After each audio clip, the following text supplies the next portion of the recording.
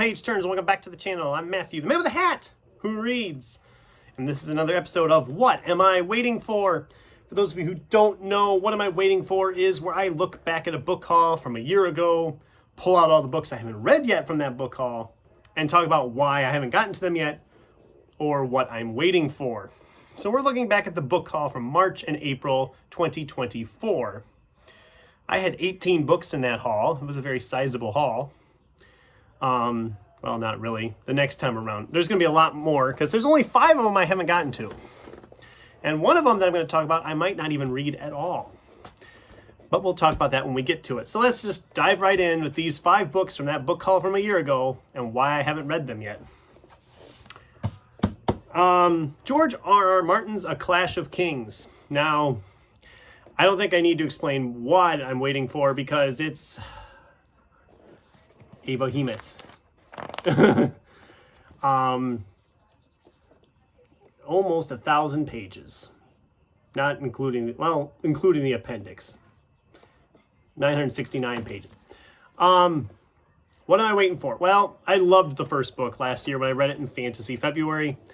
I was going to read this in Fantasy February this year, but I ended up putting it off because I had Wizard's First Rule I was going to tackle instead. And I really liked that. I still want to get to this maybe this summer. I'm looking maybe July for this one, I think, just to finally move on. Because I have book 3 as well. They're big books, I tell you. They don't look that threatening from this like mass market paperback size, but they're enormous.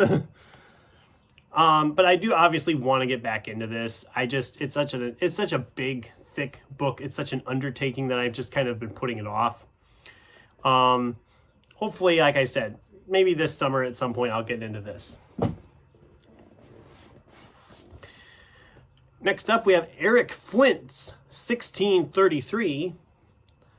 Well, David Weber and Eric Flint. The sequel to 1632, it's 1633.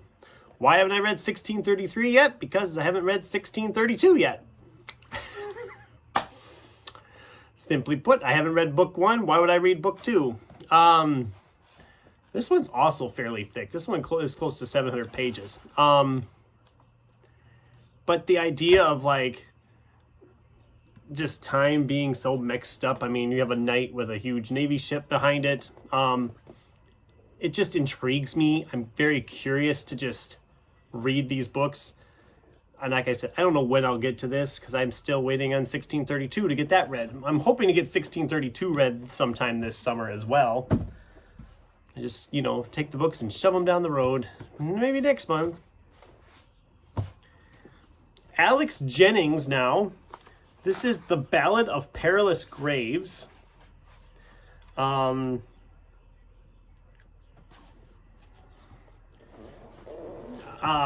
don't even know anymore. I know it was like it's an alternate New Orleans with music, magic, sky trolleys, dead cabs, and all sorts of weird stuff like that. It just sounded really intriguing. I got it really cheap, which is always a positive. I love like the cover design. The cover design is so cool. What am I waiting for? It's just one of those that kind of slips by, You have books like that, right? Where you're like, oh, I'm going to read this. And then it just, all of a sudden, it's been 6 months. Like, oh, I'm going to read this. And then all of a sudden, it's been a year. And you're like, oh, well, I'm going to read it. I mean, you even have a map. I mean, look at this. Look at that detail. Doesn't it look cool? I mean, I obviously want to read this. I'm a big fan of like music in literature and music stories, so I'm curious about it for that. Like I said, I don't know when I'm going to get to it. I've been trying to prioritize stuff that's been here the longest, as you know. So this I'm going to get to at some point this year yet, hopefully. I just haven't figured out when yet. Haven't figured out when. This one just makes me sad because I love A. Lee Martinez. Read a lot of his stuff. One of them I haven't read is Helen and Troy's Epic Road Quest.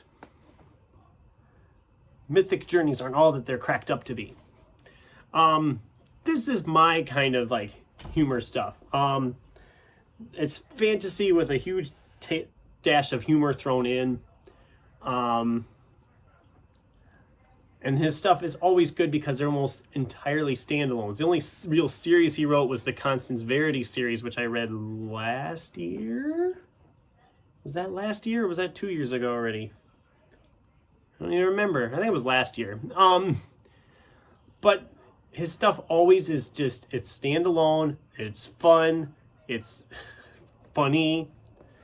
And so I've been wanting to read this one for a while, and it's one of those that just kind of gets thrown to the wayside. I'm always like, oh yeah, I'm going to read that. I'm going to read that. And then I never get around to it.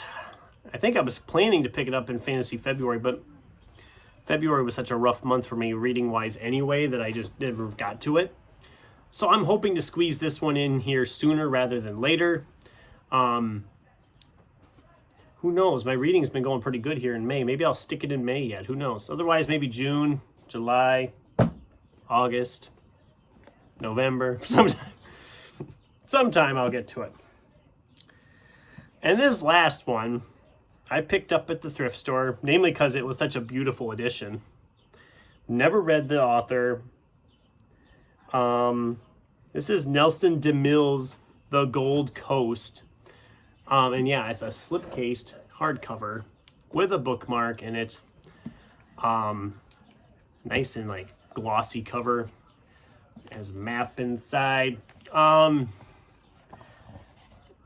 know it's the first in a series.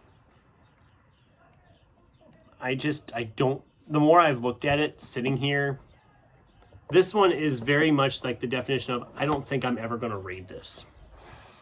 And the reason I say that is because with all these other ones, I'm like, okay, I can't read that yet because I haven't read the first one. Or I want to read that, I just haven't had time. Or, oh, I definitely want to read those, I should really prioritize those. This one has never crossed my mind, really, since I bought it. Unless I'm looking through the stacks and I see it there like, oh yeah, that's right, I have that.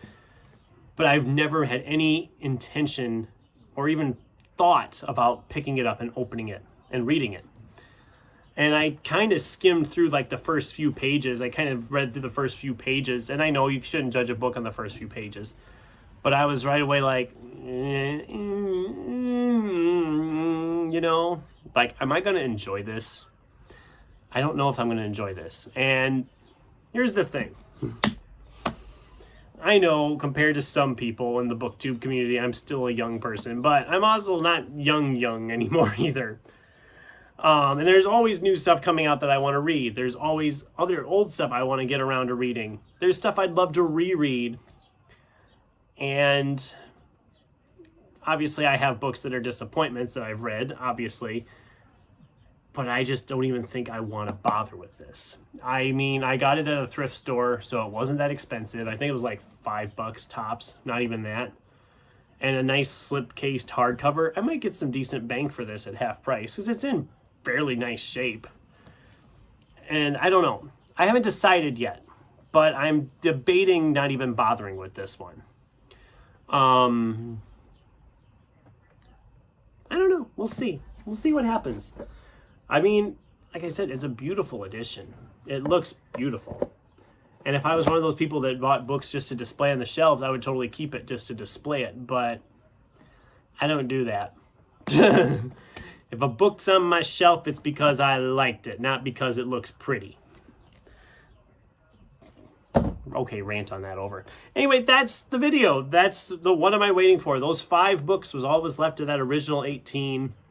So yeah, I did pretty good. Like I said, I remember last year in May and June, I bought a lot of books, and I know there's a good chunk of them I haven't gotten to yet.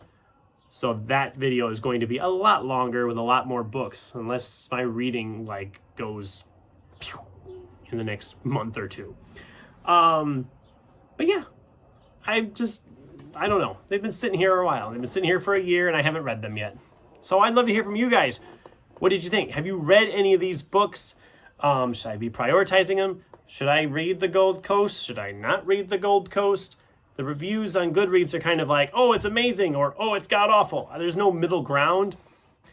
and what's been sitting around in your stacks or in your shelves for a long, long time that you need to actually get around to reading. I'd love to hear from you in the comments down below. Thanks for watching, and until next time, keep turning pages.